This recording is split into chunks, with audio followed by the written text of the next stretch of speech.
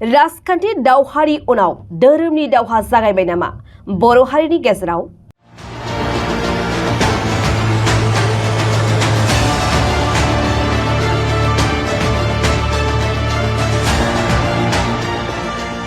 मा जाहोनाव समाजारि बिजोङाव गोसारबाय थादों बिबार बाथौ आरो बोरलि बाथौनि मुङा?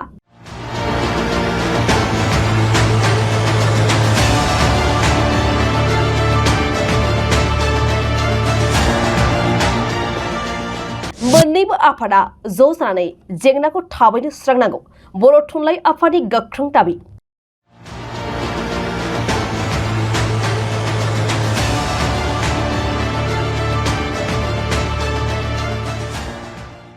जुदि बेखौबो खालामनो हायाब्ला जों थुनलाइ आफादा बेखौ सुस्रांना होनो थाखाय दिनैनि सानाव थियारि।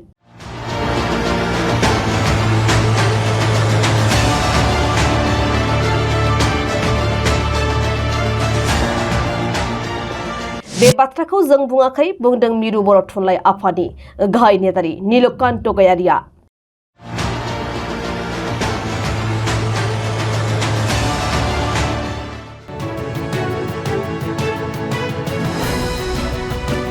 थांनाय साननैसो सिगांनिफ्रायनो समाजारि बिजोङाव बर' हारिनि गुबै आरो आंगो बाथौ धोरोमखौ लानानै बिबार बाथौ आरो बोरलि बाथौनि मुं मख'लायनायनि गेजेरजों बे समाव गावजों गावनि गेजेराव बाथ्रा दान्थेलायनायखौ लानानै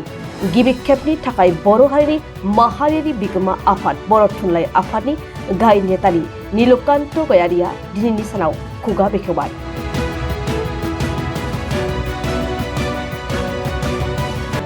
गाहाय नेतारि नीलकान्त गयारि बिथाङा गावनि गोख्रों बिबुंथिनि गेजेरजों मोन्नैबो धोरोम आफादनि दैदेनगिरिफोरखौ खावलायोदि दिनैनि सानाव समाजारि बिजोङाव दान्थे बिदान्थे खालामनायनि अनगायै खौसेथि जानानै जेंनाखौ थाबैनो सुस्रांनांगौ। जुदि बेखौबो दिनैनि सानाव खालामनो हायाब्ला जों थुनलाइ आफादा बेनि जेंनाखौ बोस्रांनायनि थाखायबो दिनै थियारि होनना। बे समाव बिथाङा मा बिबुंथि लाखिबावदों फै जों मिन्थि।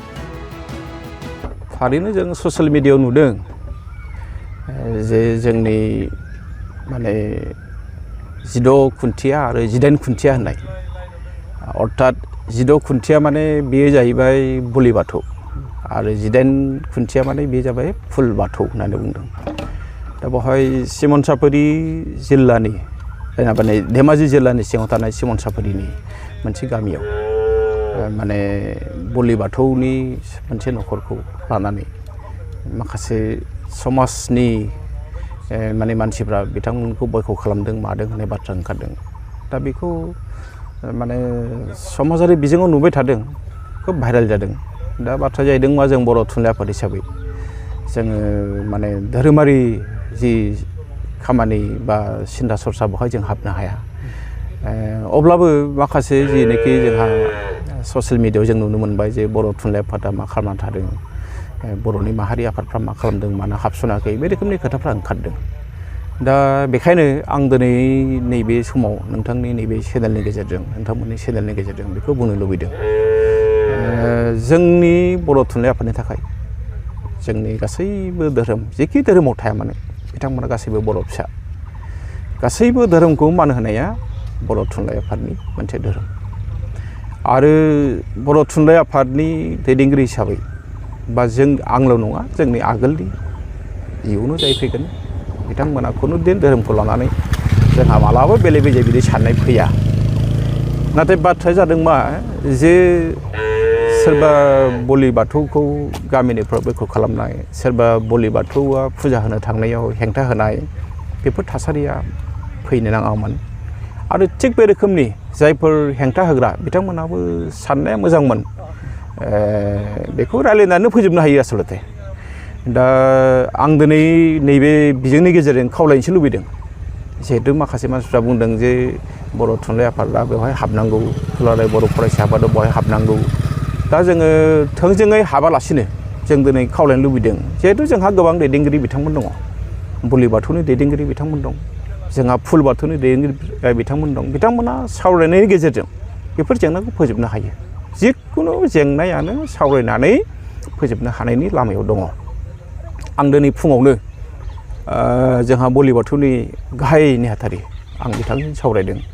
आरो लोगोसे फुलबाथौनि गाहाय नेहाथारि बिथांजोंबो आं सावरायहरदों गासैबो खोथाखौ आं बुंदों जे बेफोरबायदि जाथाया जानो नाङामोन मानोना जोंनि बर'फ्रा बेसेबां दं मोजोमसे जोंना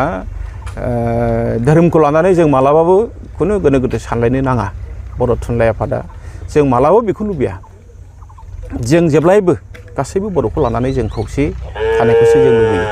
आरो जुदि बिथांमोना सावरायनायाव माबाफोर जुदि मोननैजों थोंजोङै जुदि बिथांमोना उसुबिदा जादोंब्ला जेंना नुजादोंब्ला बिथांमोना जुदि जोंखौ बुङोबा जों हाबसननानै जों रायलायनायावबो जों रेडि जुदि बिथांमोना लुबैबासो खिन्थु बिथांमोना लुबैयाबा जों बेवहाय हाबसननो गोसो गैया नाथाय खोथाया स्पस्त जे बर' थुनलाइ आफादनि थाखाय गासैबो बर'नि जेसेबां धोरोम दङ बा जायफोर बर'फ्रा जिखि धोरोमाव थाया मानो गासैबो बर' फिसा जों रावबो जोंनि बर' हारिखौ नैबे मोजां बे गाज्रिसिन बर' थुनलाइ आफादा जों मालाबाबो बेबायदि बुंनो लुबैयाखै बर'फोरा मोनसे समाव जिथु आफादखौ लानानै गावजों गाव दाङाबाजि जाबाय आरो नैबे बाराव धोरोमखौ लानानै दाङाबाजि जिथु दायो ससियेल मिडियायाव नुदों बेथ' खोब दाङाबाजि जालांनायनि मोनसे लामायावसो खारबाय थादों बेखौ होबथानांगौब्ला नोंथांमोननिफ्राय माबायदि बिबुंथि थागोन आं एसे आगोलाव बुंदों जे आं गिबियावनो खावलायगोन आं दहाय जोंनि बर' थुनलाइ आफादनि मानिजाथाव आफादगिरि डक्टर सुरन नार्जारि सार बिथांजोंबो सावरायदों जोङो दिनै नैबे ससियेल मिडियानि गेजेरजों जों खावलायबाय जे बिथांमोना गिबियावनो आफादजों आफाद धोरोमारि आफादनि गेजेराव सावरायनानै लाथों आरो जुदि बिथांमोना जुदि सावरायनायाव जेंना नुजादोंब्ला बिथांमोना लुबैबा जोङो हाबसननानै बिथांमोननि जेंनाखौ जों फोजोबनो नाजागोन आरो मोनसे खोथा नैबेबो सैथो जे जाय जेखि धोरोमखौ फालिया मानो जों रावखौबो हेंथा होलायनाङा उदांस्रि दंखायो भारतनि संबिजिरानो जिहेतु उदांस्रि दंखायो धोरोमा जाय जेखि धोरोमखौ लाया मानो बिथांमोना गावनि धोरोमखौ गोसोबायदि फालिनो हायो बे बिथिङाव जों सोरनिबा धोरोम फालिनायाव हेंथा होनाया गोरोन्थि बे बिथिङाव बर' थुनलाइ आफादा आं दिनै आरो मोनसे खोथाखौ खावलायबावगोन जे ससियेल मिडियायाव बांद्राय खोथाखौ बुंलायबाय थायालासेनो जोङो बेखौ एसे थाबैनो धोरोमजों धोरोम जोंहा जायफोर दैदेनगिरि बिथांमोन दं बिथांमोनानो सावरायनायनि गेजेरजों बे जेंनाखौ फोजोबथों आरो आं जोबथारनायाव बुंबावगोन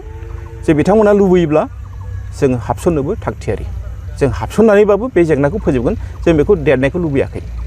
मानोना जोंनि थाखाय बर' थुनलाइ आफादनि थाखाय गासैबो धोरोमानो समान बर' थुनलाइ आफादनि थाखाय गासैबो धोरोमाव थानाय बर' फिसायानो जोंनि आंगो बर' फिसा जोंहा बेवहाय जेबो फाराग गैया